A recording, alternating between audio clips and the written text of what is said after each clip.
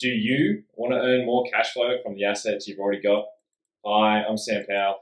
And I'm Jaryd Krause, and we are the hosts of the Property Pals Australia podcast. In this episode, we're going to be talking about how renovating your asset can increase your rent. Obviously, it's a no-brainer, but we talk about some important things that you should be thinking about when you are going to renovate the property prior to renovating it.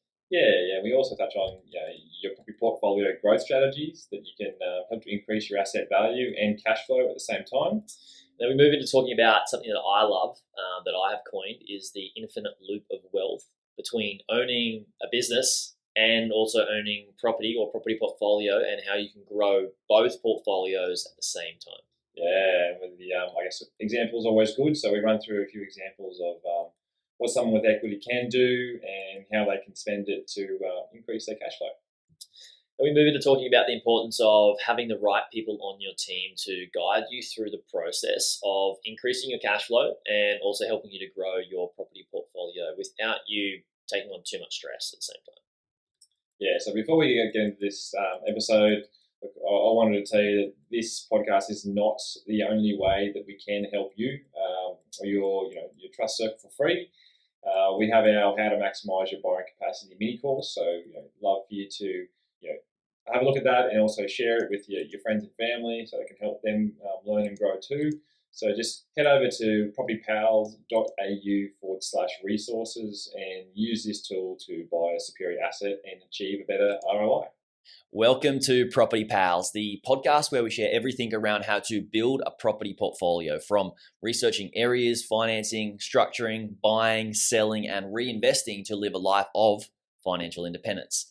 As a disclaimer, any information shared by myself, Jaryd, Sam, and the Property Pals team is strictly general and should not be taken as constituting professional advice. You should consider seeking independent legal, financial, and taxation advice from a qualified professional.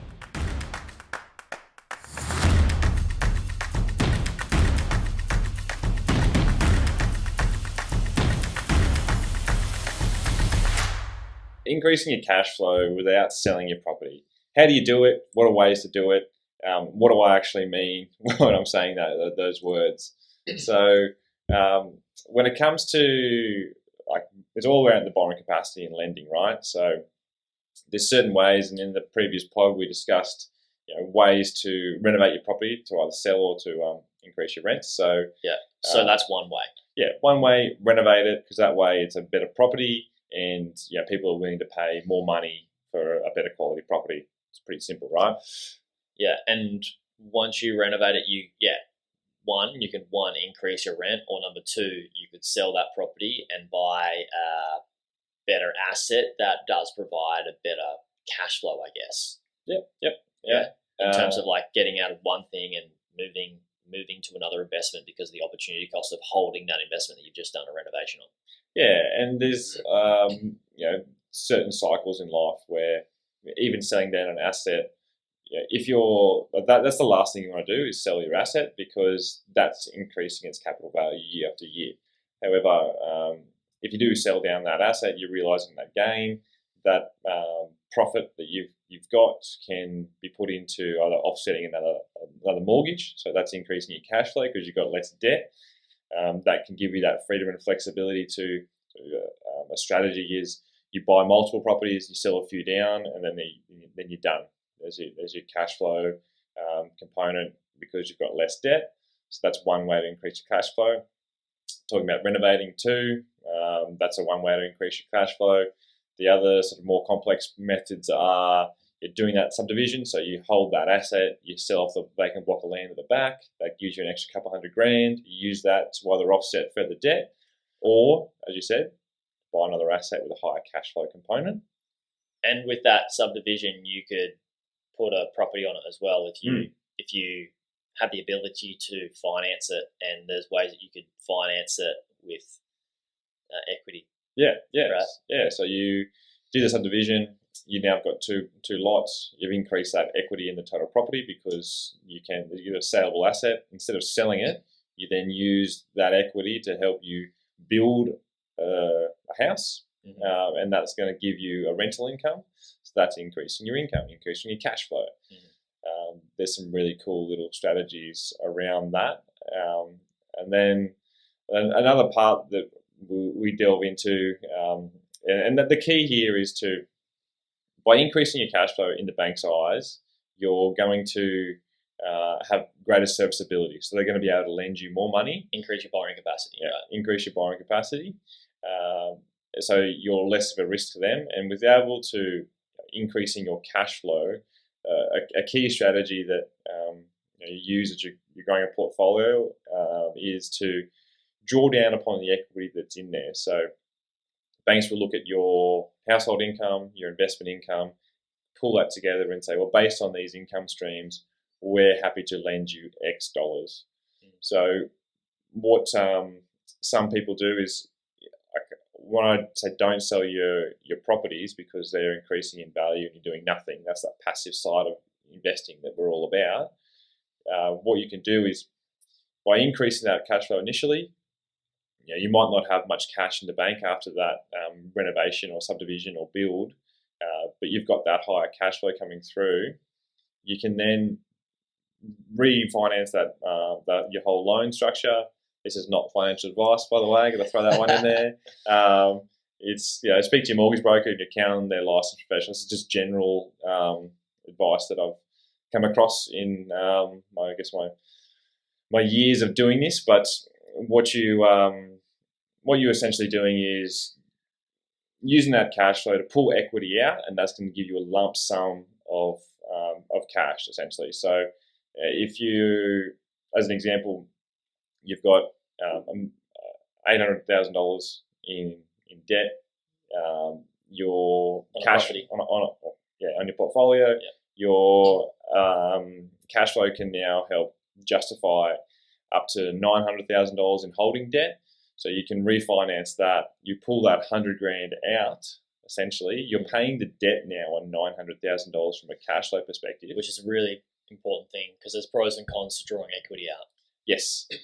So you're like, well, you now have $900,000 in debt from the bank's ledger, but you've got an extra $100,000 in cash sitting there in your offset account. So that's a strategy that people use to then go, well, I can now go buy another property that's a deposit for another home.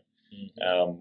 It depends on where you're at in your lifestyle, right? Like some people want the new home, some people want the holiday, they want the car.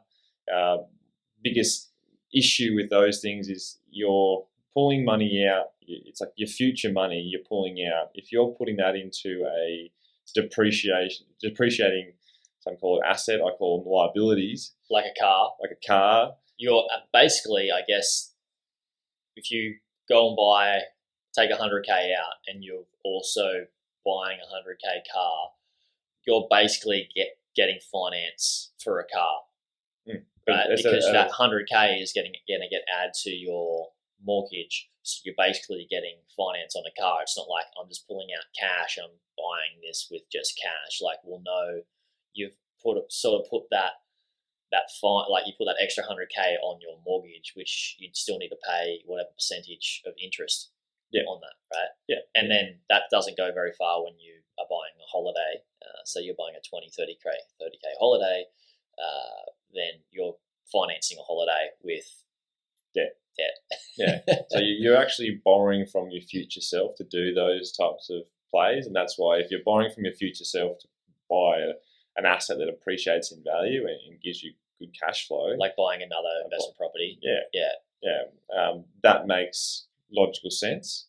But everyone's different. Like I've had some scenarios where people are asset rich and cash flow poor, and that's actually a strategy for some people. They get told that buy those blue chip assets in Sydney, Melbourne, whatever, Brisbane, and you got rubbish cash flow. So that all sounds great. I've got this nice property in Vaucluse. It's a beautiful multi-million-dollar mansion, but guess what? I'm getting it's costing me $100,000 a year just to hold the thing. Yeah. So good for your ego though. Yeah, but in their mindset, because they're not cash flow driven, they're like, well, it increases in value every $200,000 every year, and it's costing me $100,000 to hold. So they're getting an extra $100,000 in capital growth, basically. Yeah. My only concern with those strategies is that where's your income stability, and like what's your future sort of plans with that. So going back to that strategy is what people do is as they grow in value, and it's generally these high net worth individuals with high cash flows, they can support a greater loan capacity. So they end up drawing the equity out to fund their lifestyle. And as a retirement play, it's got massive issues in that the banks aren't going to keep allowing you to draw the equity out because you're going to need income to support it. And as you retire, you've got no income. So, and the income you're getting from that actual investment property is rubbish because it's got a really poor yield on it. Yeah. So it's the strategies around it, but that's sort of like ways to pull that equity out is quite important to understand in your growth, because what I'm seeing at the moment is that people are actually struggling to make repayments because they're asset rich, they're cash flow poor, and they're like, all right, well, we're saving little bits of money, and we want to sell our property because it's we want to save more money to go on that holiday, or to do that, to buy the new car that we really, really want. It's a big rock in our jar at this point in time because we've got 14 kids and we need 14 Kia Carnivals. But I guess the strategy around that is like, well, don't sell the asset that's appreciating value. Draw down the equity. Use that equity to do what you need to do to help you hold this property through this higher I guess cash requirement period in your life. Whilst the interest rates are high, you mean just get through this period, take some chips off the table, whilst you're struggling with cash. But I guess it's people still need to understand it's finance. They're still paying that as debt off, right? I would. Did you have anything else to add to that? Because I would love to run through some scenarios where I was just overseas and chatting to a friend, and now since the podcast, a lot of people, even before the podcast, talking about property and building portfolio and strategy and stuff like that, and looking at how people can retire earlier through building a property portfolio with what they've already got. And it might just be they already own one property, and there's ways that people can increase their cash flow without selling that initial property through the drawing equity out, that can build them to become even more asset rich. You can get more cash flow through it, but I guess if you're going to play the long game, you buy the assets and eventually you become more cash flow rich from buying multiple assets. So should we go through an example of somebody that owns one property and what they could do with figures and what it would look like for them to pull equity out, and how they could grow their property portfolio and cash flow from it? Probably should have written down a bit of an example, but I'll give you an example. We'll go through it. So, say somebody has a property and it's worth, let's just go around figures. Say it's worth $700,000, and they've got $400,000 of debt on it. So they've got basically $300K there. The difference there is $300K of equity. And what are some of the scenarios that people could do with that? We talked about, aside from buying a car and a holiday and being able to afford the things that you want in your daily life, which we wouldn't advise again. Yeah. Versus do you buy another property? What would that look like? How much would that cost you on your initial property? How much debt would you then have on that initial property, and then how much debt would you have on another property? So say it's somebody that's making 90 grand a year and they've got 300K in equity. Well, what are their options? Well, if you got that property, then the 90K, you've got to go to your mortgage broker, understand what your borrowing capacity is. It might just be that your serviceability is only for say $500,000 as a max loan. So from that, you're like, well, you've already got the $400,000 in debt on the other property, so you've only got $100,000 in additional debt that you could service. service. The bank will only let you service an extra 100. So that means that they could only pull out an extra 100K for a property deposit, not the 300K. Is that right? Well, then you got to look at what property asset are you buying? What income can support that? Yeah. Like, I guess my point is, well, some people might not be able to buy another investment property, so it's like, well, what else can I do to increase my cash flow? You mean they can't buy another property because they can't get borrowing capacity? Correct. Yeah. Yes. So then it's like, well, maybe, as we spoke about with at the start of the pod, is what can you do to increase your cash flow that can increase your borrowing capacity? And then from that is you do your renovations to help increase rent. With that increase in rent, then you can go and refinance and it'll increase your borrowing capacity. If you're wanting to, I guess, invest, this is getting into like real sort of like this is not financial advice, any of this kind of stuff. It's just alternative options to think about and go and talk to your accountant and your financial planner, broker, investment advisors, to sort of look at what your options are, because if you want to keep investing, it's like there's different asset vehicles as well. It's not just property, there's shares, there's if you want to go down that crypto path as well, there's some interesting plays in that and the technology of where that's heading. Then you look at other joint ventures, syndicates, where you can actually put in 100 grand into a syndicate, and that you can pull your money in with other people and help grow that as well. So there's multiple different strategies.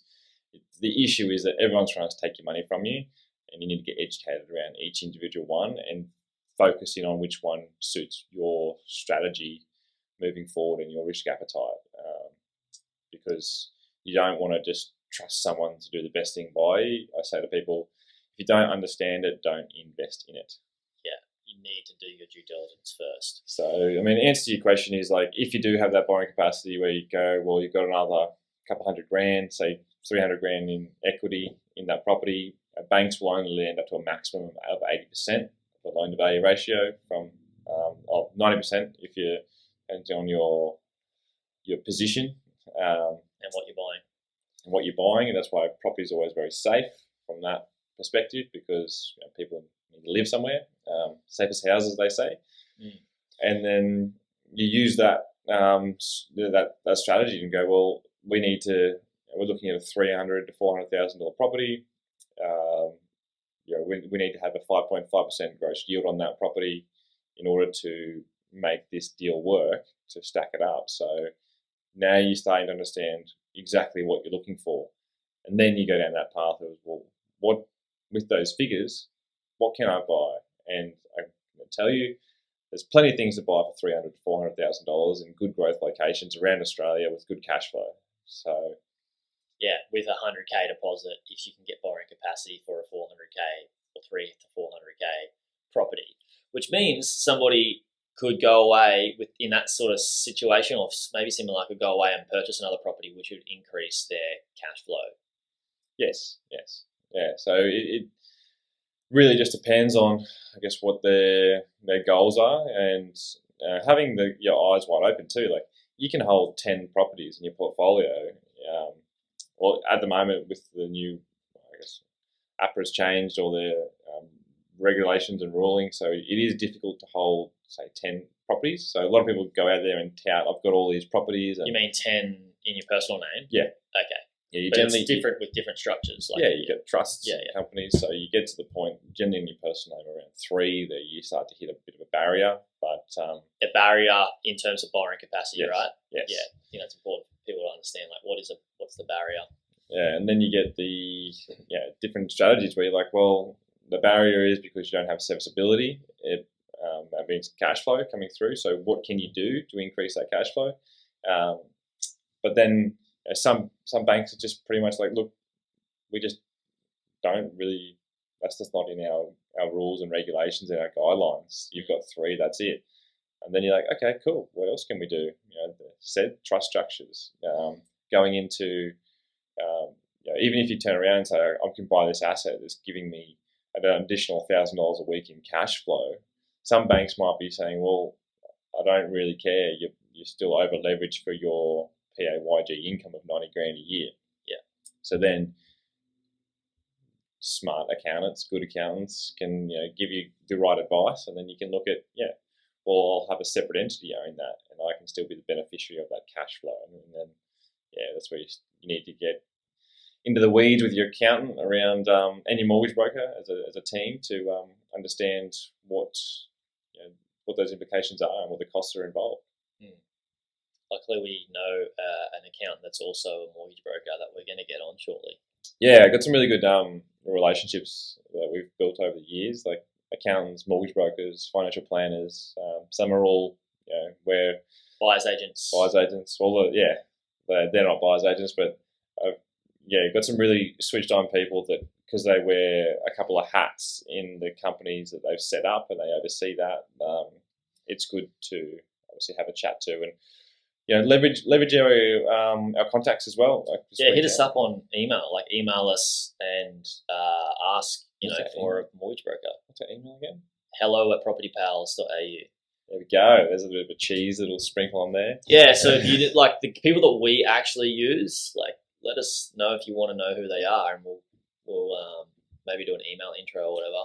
Yeah. Well, I mean, there's mortgage brokers everywhere. There's accountants everywhere. There's financial planners everywhere. There's buyers agents now everywhere.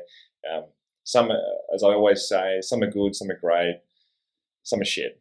Like a lot are no good though. Yeah, it's like the 80-20 rule. Yeah. 80 are rubbish, 20 are good. And then even go even further, you want that top 5% that are great. Yeah. So it's taken years to figure out these people, and because they are good, they come and go. That's the kind of the issue, is that you're in a business. They're not chasing work. No, and that's the difference, is that even as you grow as a professional, you have to learn to say no more than you say yes.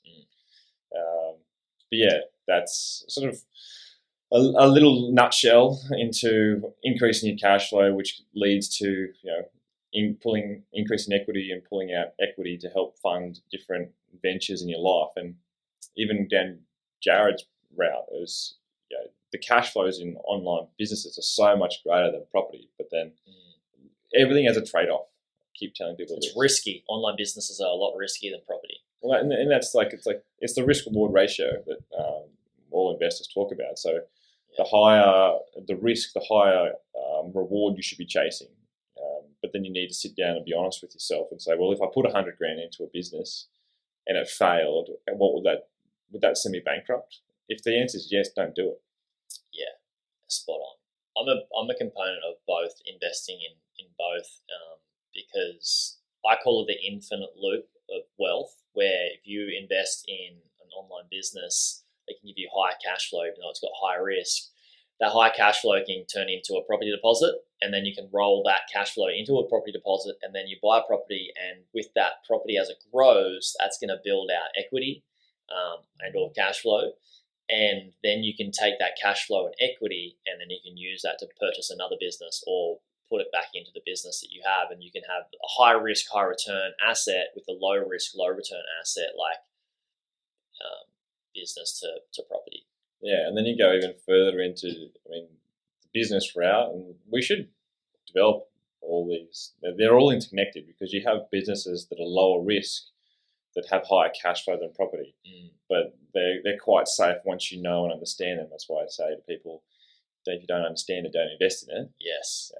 But the same as property. There's high risk property strategies as well. Yeah. You can go into your developments. You can go into, say, certain commercial purchases where you actually can make a lot of money, a lot of cash flow, good capital growth. However, as an example with commercial, you can run 6-month and even 12-month vacancy periods where you've got no cash flow and you're still holding that debt, and that can financially bankrupt you. So that's a high risk strategy, unless you've got business income or other higher income to help float you through those times.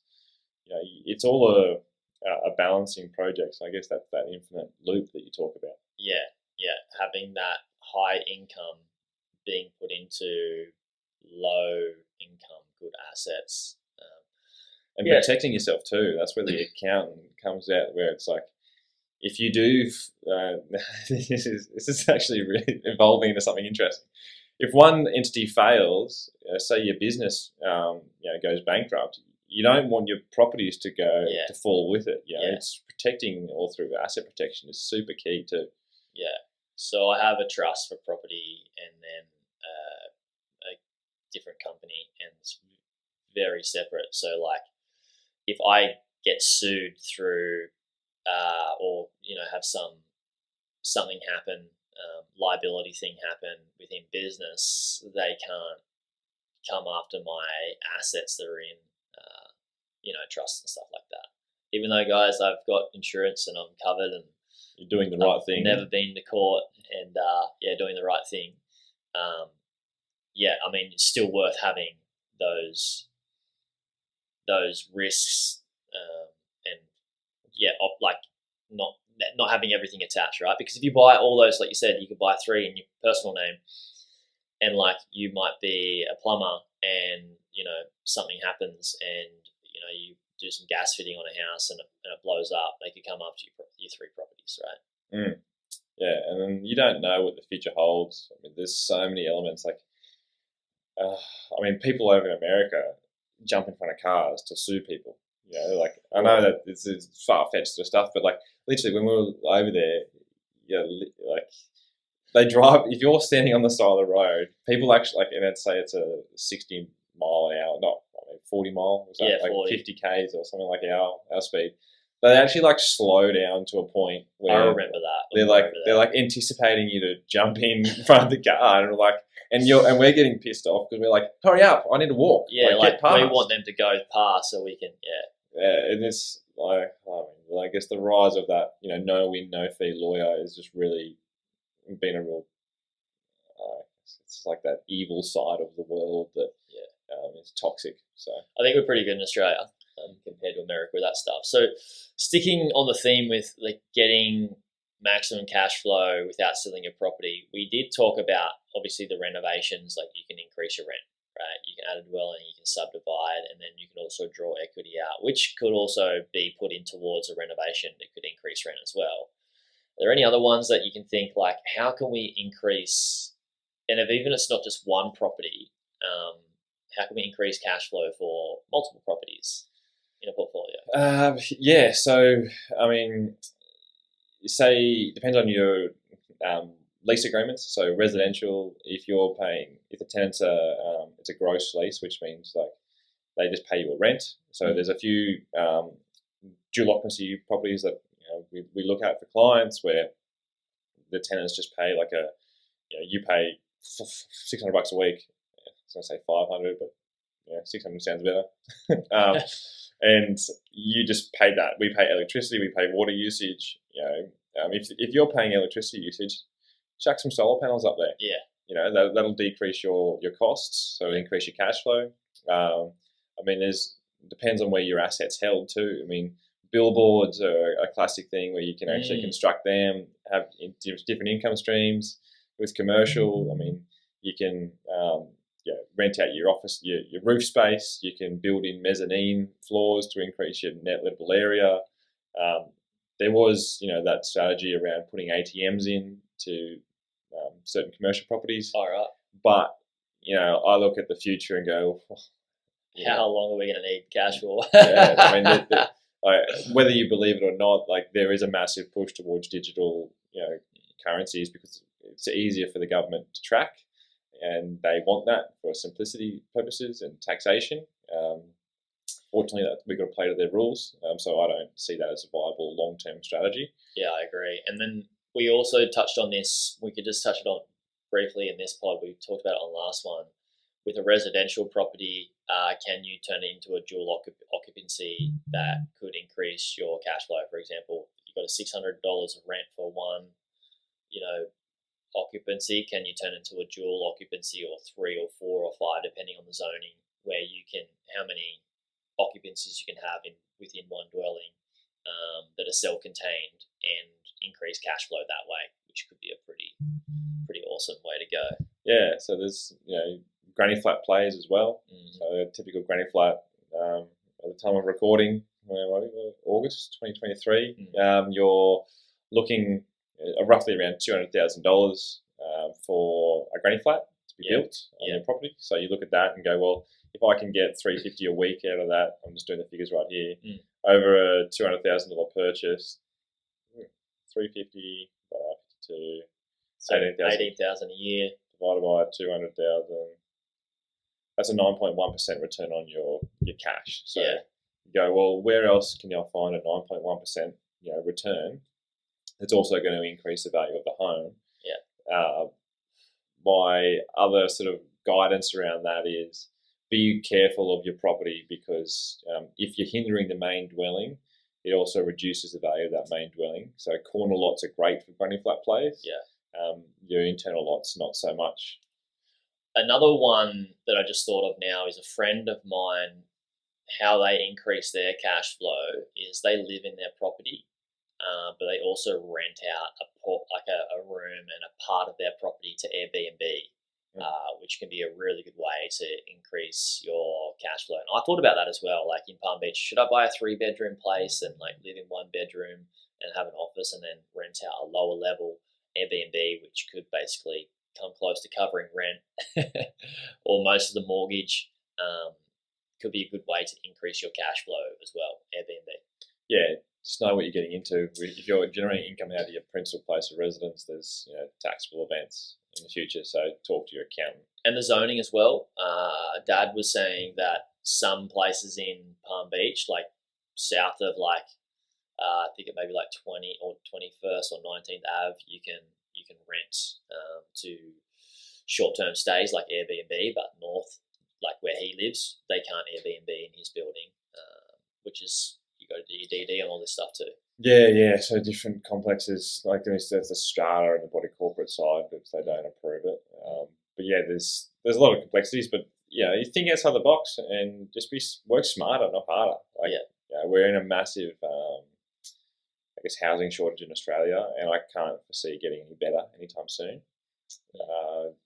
But there's ways to increase your cash flow without selling your property, as we're all about. And then we touched on this maybe a little bit earlier around increasing your borrowing capacity, but that go back and listen to that episode as well. But increasing your income through other means as well. That's a way to increase cash flow. I guess the whole premise is people do get themselves in situations where, especially with property, where it's a long-term play, so you're getting good capital growth, but the cash flow may not be where you'd like it to be. So they switch their minds to stuff it, I'll sell it. I've made a bit of money, but then when you're selling it, you've got agents' fees on the way out, and then if you're going to go buy back in, then you've got fees on the way in, stamp duty, legals. So just be mindful of, history does show that the compounding effects of long-term investing in property is in your favour. So do what you can to hold it. But I guess coming back, ride the storm. Yeah, ride the storm. But then I also get too where it's your health is the most important part of your life. So if you've leveraged yourself to the hill and you're stressing out, then just let it go. And downsides. You've learnt a lot. So just keep learning and growing, but don't give up on the asset if you don't need to. Correct. Yeah. Love it. All right, where should we send people to? Yeah, if you have any questions, please just leave comments below. I'd love to let us know what we're doing wrong and what we're doing right as well. There's a lot of information that we just throw out every week, and we're getting some really great feedback and people telling us what they love about it. And in order for us to grow and help others, please reach out, hello@propertypals.au, and check out the website. And if there's anything else that you need, for us to create, to chat about,